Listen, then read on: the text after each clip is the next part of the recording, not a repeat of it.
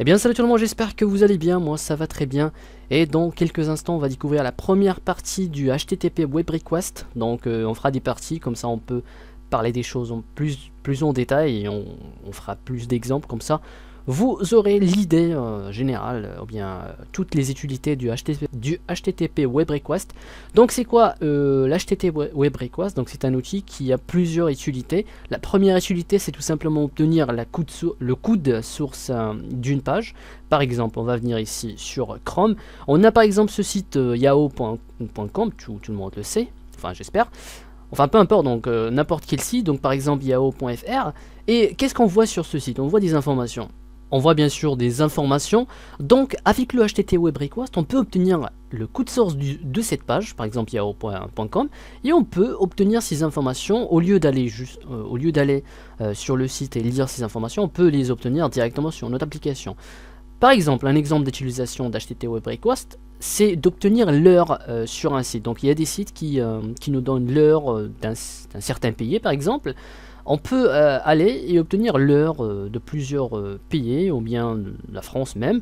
À titre d'information, regardez ici, tendance du jour. Pour obtenir le code source de cette page manuellement sur votre navigateur, bon, on fait tout simplement, on clique droit sur la page et on cherche le code source. Donc ici, qu'est-ce qu'on a? Voilà, donc ça c'est en anglais, mais c'est pas grave.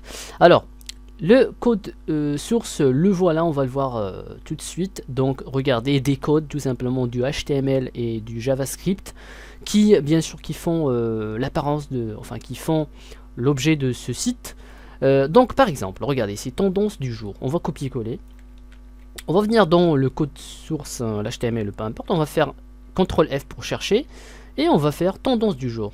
Voilà, on va faire hop pour chercher. Voilà, donc tendance du jour. Là, voilà, on peut obtenir cette information. On peut obtenir ce qu'il y a entre les tags et tout. Yahoo, Insolite et Raku. Bon, donc, en général, le HTTP Web Request, première utilité, obtenir le code source d'une page et puis essayer de les filtrer et puis obtenir ce qu'on veut de cette page. Voilà, donc on va commencer tout de suite. On va ajouter un textbox. Voilà, donc on va cliquer ici et on va cocher multiligne. Alors il faut noter aussi que vous allez me dire qu'on peut faire ça avec avec le navigateur normal. Il faut savoir aussi que l'avantage du HTTP Web Request, c'est de nous rapporter bien sûr le code source d'une page, mais ça charge pas les images, ça charge pas par exemple le Flash Player, les plugins, les add-ons comme ça. Donc ça le fait rapidement que si on le fait avec un web browser. Voilà, donc c'est plus rapide et voilà, donc c'est plus fluide. Voilà, donc ici, regardez, s'il y a plus de texte, on va juste changer. Bon, sélectionnez le texte, allez dans les propriétés, cherchez scroll bars et choisissez vertical, comme ça on peut dérouler la page s'il y a plus de texte. Voilà, on va agrandir ça un petit peu. Ici, on va ajouter un autre textbox dans lequel on va mettre le site. Bon, on va pas faire ça. On va ajouter un bouton. Voilà, on va le mettre ici. On va pas changer de texte, comme ça on perd pas de temps. Alors on va double-cliquer sur le bouton et on va venir et c'est juste la toute première ligne. Et écrivez import avec S à la fin. Et on va faire system.net. Voilà, comme ça on peut utiliser le HTTP Web Request. Une autre importation, system.io. Voilà, alors la première chose qu'il faut faire, c'est déclarer une variable de type HTTP Web Request. Donc on va faire dim, on va le nommer web as HTTP Web Request. Voilà, on va faire égal et on va faire HTTP Web Request .create. Donc on crée notre request ou bien notre demande et ici on met le lien tout simplement. Donc je vais venir ici, je vais copier le lien du site et je vais le mettre ici. Voilà, donc là on va faire yahoo.com. Ensuite on va faire, maintenant il faut indiquer quelques variables, disons quelques propriétés. On va faire web.timeout. Alors c'est quoi le timeout? C'est-à-dire, alors le timeout c'est tout simplement quand on essaie de faire une demande à un site et si par exemple le site ne répond pas ou si le site par exemple ça pourrait être un problème d'internet ou peut-être le site est hors ligne, donc on met le timeout, c'est-à-dire le temps à ne pas dépasser, c'est-à-dire dans 10 secondes, s'il n'y a pas de réponse, donnez-moi une réponse. Enfin, arrêtez la demande. Donc on va faire égal, donc ça c'est en millisecondes, donc une seconde ça égale à 1000 secondes, donc pour par exemple 10 secondes on fait 10 000. Pour 2 secondes on fait 2000. Alors notez bien au cas où le timeout est dépassé, donc ça va donner une erreur. Donc c'est pour ça qu'il faut faire try catch. Mais bon, pour l'instant on va pas faire try catch. Alors donc timeout, j'ai dit 10 secondes. Web, donc là on va indiquer la méthode. Donc on va commencer par le get avec GET. Alors donc il y a il y a plusieurs méthodes, mais il y a le get et le post. Alors le get, c'est en général quand on parle de demander des données d'un site. Par exemple, on veut télécharger un fichier, donc on va voir aussi dans une prochaine vidéo comment télécharger un fichier. Voilà, donc aussi pour obtenir le code source, donc on fait toujours get. Dans d'autres prochaines vidéos, on va faire le post, comme ça on aura bien sûr plus de thèses. Mais pour l'instant, méthode get, c'est pour obtenir le code source d'une page, donc on utilise la méthode get. Voilà. Maintenant on va déclarer une autre variable qui s'appelle http web respond. C'est ce qui va exécuter la demande.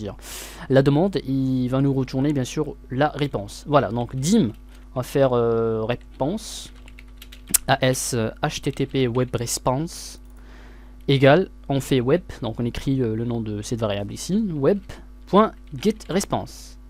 Voilà, donc ça c'est l'étape la plus importante, c'est getResponse. Voilà, donc une fois une fois cette ligne est exécutée, donc c'est bon, tout est bien, on a eu notre réponse, on peut faire ce qu'on veut avec. Donc ce qu'on veut faire, c'est lire les données. Donc on va déclarer, il faut déterminer l'outil qui va lire les données depuis cette réponse. Donc c'est pour ça qu'on a fait system.io, donc on va utiliser un system reader, un stream reader. Voilà, donc on va faire dim. On va faire reader, donc ça le nom, vous pouvez choisir ce que vous voulez. On va faire as et on va faire new stream reader. Voilà, donc stream reader entre parenthèses et on va utiliser cette réponse, donc on va écrire réponse et .get response stream. Voilà, parenthèse et on ferme notre parenthèse. Voilà, donc on obtient le stream, c'est-à-dire le flux d'où cette réponse est venue et on va lire à travers ce stream là. Donc jusqu'ici le reader va lire les données, mais où on veut mettre les données, donc on veut les mettre soit dans un textbox, par exemple ce textbox 1, soit les écrire sur un fichier, soit peut-être les mettre dans une variable et puis essayer de filtrer ou bien de chercher les données qu'on souhaite prendre, comme on a vu tout à l'heure. On a vu ce tendance du jour, on peut voir ces titres, on peut obtenir tous ces titres, il n'y a pas de problème. Donc on verra plus d'exemples d'utilisation dans les prochaines vidéos. Pour l'instant, on va garder les choses simples et on va obtenir que le code source entier. Donc on peut travailler avec. Voilà. Donc on va directement faire textbox1.text égale. Donc maintenant on va utiliser le reader et on va faire read to end. Voilà. Donc jusqu'ici, ce que ça fait sur Reader, on va lire tout le code source d'une page et puis il va mettre dans le textbox. Si vous avez une idée comment manipuler le string, j'ai déjà fait une vidéo là-dessus. On peut, disons, découper le string, le texte, et prendre ce qu'on veut dans un texte. Voilà. Donc si vous avez des connaissances là-dessus, donc voilà, directement mettez-la dans une variable et puis manipulez-la. Pour l'instant, pour cette vidéo, on va tout simplement mettre le code source entier dans ce textbox. Et il y aura bien sûr d'autres vidéos dans lesquelles on va commencer par exemple à obtenir l'heure d'un site, obtenir des informations, des titres, et tout, bien sûr, et tous ces trucs là. Voilà, donc maintenant on va lancer l'application. Et on va cliquer, hop, et on va attendre l'exécution de cette demande.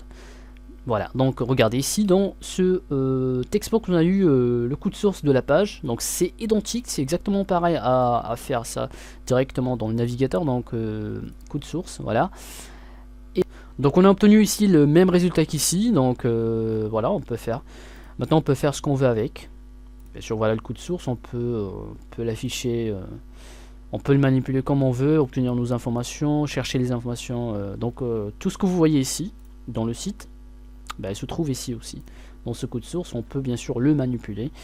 Voilà, regardez ici, bienvenue à nouveau sur Yahoo, blablabla. Donc on peut le manipuler comme on veut. Donc c'est ce qu'on va faire dans les prochaines vidéos. On va essayer d'aller petit à petit, on va faire des exemples, comment obtenir certaines informations de certains sites, par exemple l'heure, les informations et tout. Mais pour l'instant, voilà comment utiliser dans un premier temps le HTTP Web Request pour obtenir le code source d'une page. Voilà, donc j'espère que cette vidéo vous aura plu. Si vous avez des questions, n'hésitez pas à commenter en bas. N'oubliez pas le j'aime et le commentaire et de vous abonner pour plus de vidéos. Voilà, c'était Project 7, je vous dis portez-vous bien et à la prochaine. Salut tout le monde.